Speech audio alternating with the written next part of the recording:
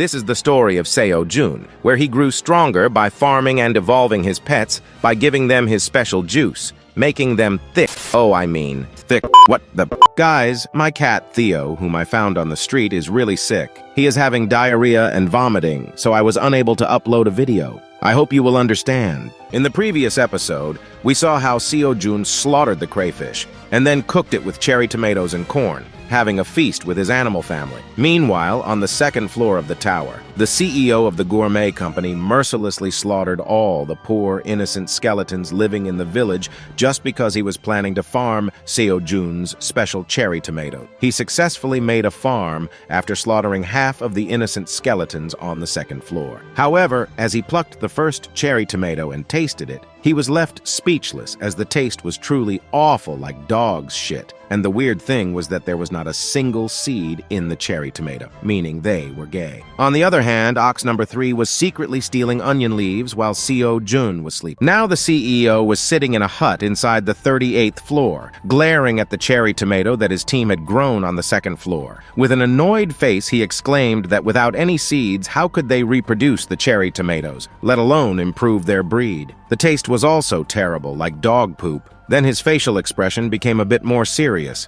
and while holding his chin with a contemplative look, he suddenly remembered something. We are shown a flashback to 10 years ago when the musclehead was returning from his office and got sucked inside the black hole, accidentally entering the tower and becoming a player. The musclehead's dream was to become rich. Not just rich, but the richest human alive on Earth. He even wanted to keep Elon Musk as his driver. So, guys, we are very close to reaching 200,000 subscribers. To those who haven't subscribed to the channel yet, please do subscribe and support the channel. Today's like goal is 6,000 likes. Thank you, as always, for your love and support. Now, let's continue. Inside the tower, he realized that the sun never sets, and there's 24-hour sunlight shining on the ground, creating a perfect environment for growing crops with high-quality soil. He got a brilliant idea. His first step toward becoming the richest man on Earth was to dominate and become #1 on the global food chain by growing high-quality crops inside the tower.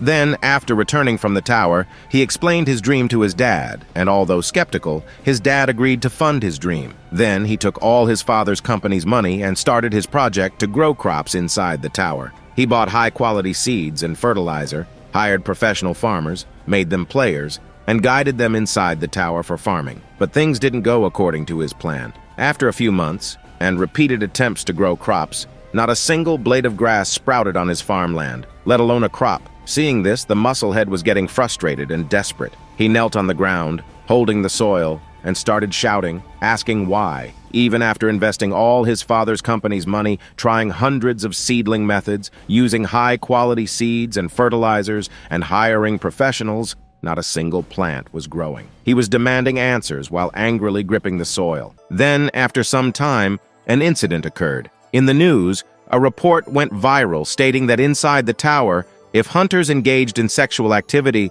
they would not get pregnant. For some reason, once a human enters the tower, their sperm loses the ability to pregnant a woman. Because of this, many couples were seen going inside the tower for their desires. Well, the musclehead, after hearing this news, realized that the same rule applied to crops. This was the reason he was not able to grow Earth's crops inside the tower. Crops were treated as foreign objects, and they also lost the ability to grow or reproduce. Even after all this, the musclehead didn't give up. He went on a quest to find all the merchants in the tower and started asking for fruits and vegetable seeds that grows inside the tower. His theory was that if the crops were grown inside the tower from the seed of the tower crops, he might be able to grow the crops himself. However, to his disappointment, all the merchants were willing to sell normal fruits and vegetables, but refused to sell crop seed. They explained that crop production was monopolized by a greedy and dangerous individual named Grid. Yes, it was the same guy who had hired the Silver Wolves to find Theo and retrieve the Straw Hat. All the merchants told him that they could only sell the crops, not the seed, or Grid would kill them. Hearing this, the musclehead was left devastated and depressed, with a pale face and no options left. He had used almost all the money from his father's company, and as he had failed in his project, his father declared him a failure and beat the shit out of him after slammed his ass with iron rod 100 times, and his father removed his name from the company and left him on the street. Just like that, his dream of creating a farm inside the tower crumbled like breadcrumbs. Now, back in the present, the musclehead was deep in thought, glaring at the cherry tomato they had managed to grow from Seo Jun's cherry tomato seeds. Yes, the one that tasted like dog excrement. Then the musclehead suddenly stood up from his chair, and he immediately started shouting and ordering all his men to gather all the hunters on the 38th floor in front of him right now. He slammed a big pouch full of tower coins, shocking everyone. With a determined look on his face, he announced that it doesn't matter how much money he has to spend. He will successfully grow the crops inside the tower. They used E-grade tomatoes and made progress in at least growing a crop, so it's possible that if they try to grow again using the seeds of D-grade crops,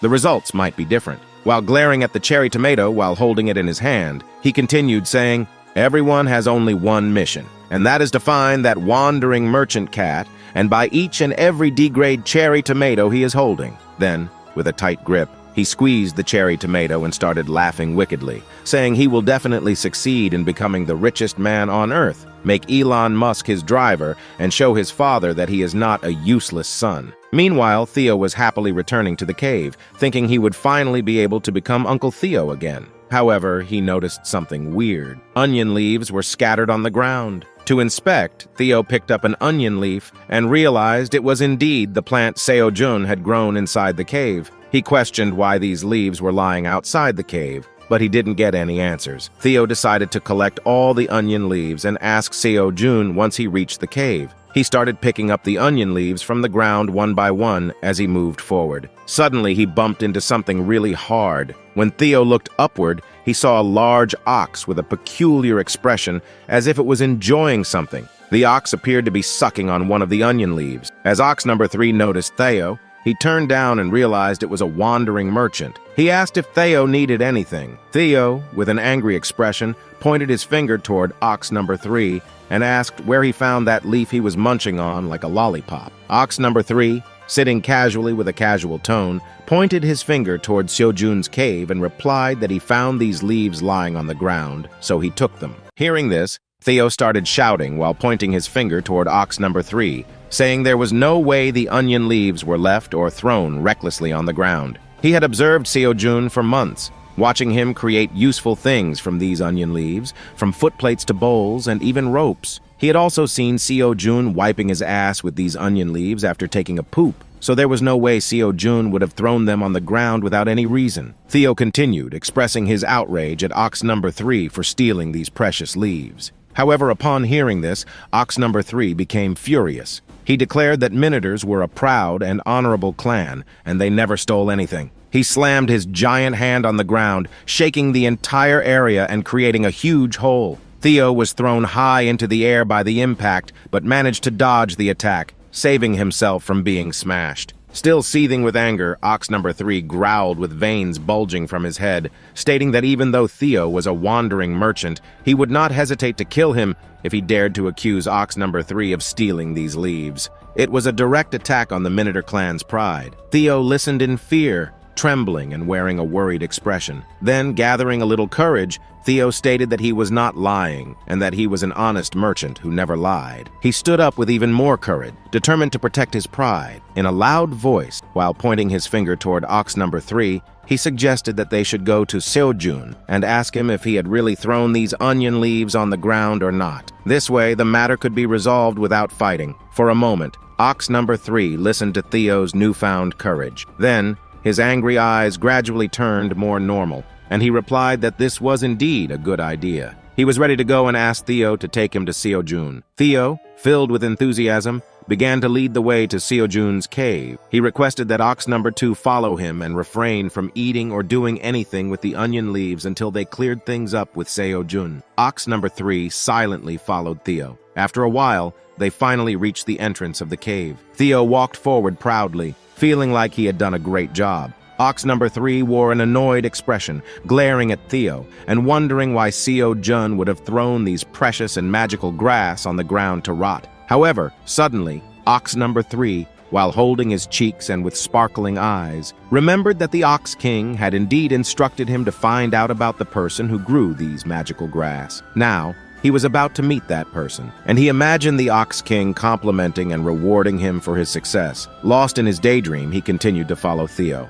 Meanwhile, completely unaware of the events unfolding, Seo Jun continued to sleep soundly. Suddenly, a figure jumped from the cave entrance and landed on Seo Jun's stomach, causing him to spit out saliva from the impact and jolting him awake. In great pain and trembling, Seo Jun held his stomach, trying to recover from the shock. Theo, standing behind him, shouted at Seo Jun, urging him to get up and follow him immediately. Theo excitedly told Seo Jun that he had accomplished something remarkable, and Seo Jun would surely reward him when he saw what he had done. However, Seo Jun struggled to contain his anger due to the pain. After a moment, with the pain subsiding a bit, Seo Jun turned his head toward Theo and asked what the matter was. Smirking, Theo explained that he had caught a thief. Seo Jun, still lying on his back, was a little confused and asked Theo to clarify further. Theo insisted that Seo Jun should simply follow him, and he would find out everything soon enough. As Seo Jun slowly emerged from the cave, he was met with a sight that left him sweating with anxiety. He saw a massive buffalo-like creature,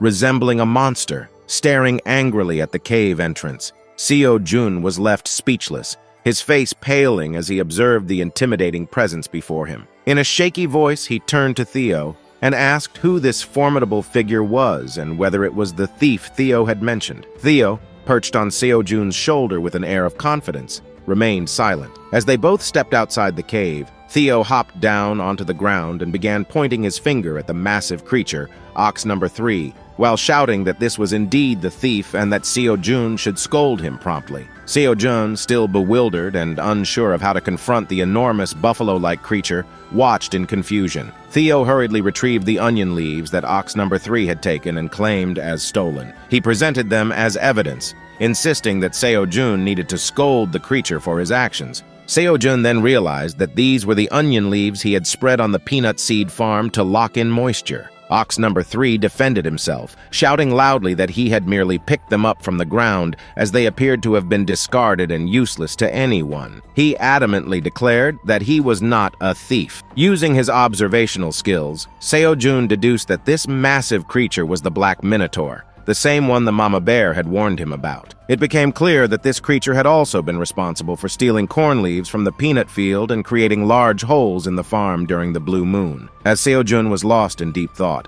Ox number 3 continued shouting in anger, emphasizing that he was an honorable warrior of the Minotaur clan and could never steal anything. Theo, bolstered by his proximity to Seo Jun, joined in the shouting, asserting that Seo Jun had not discarded the onion leaf, and Ox number 3 had definitely taken them. Seo Jun stood in uncertainty, trying to figure out how to handle the situation. In the midst of his contemplation, Seo Jun had a brilliant idea, but before he could elaborate, Theo interjected. Addressing Seo Jun as chairman, he urged Seo Jun to hurry and tell the truth about whether he had really discarded the onion leaf. Seo Jun responded that he had not thrown them away, as they were too precious and had multiple purposes. He explained that he had spread the grass on the field to retain moisture for the peanuts to grow well. Hearing this revelation, Ox number 3 was taken aback, his mouth agape in shock. Now, Ox number 3 was growing increasingly nervous, and he stammered as he explained to Seo Jun that he thought the grass had been discarded,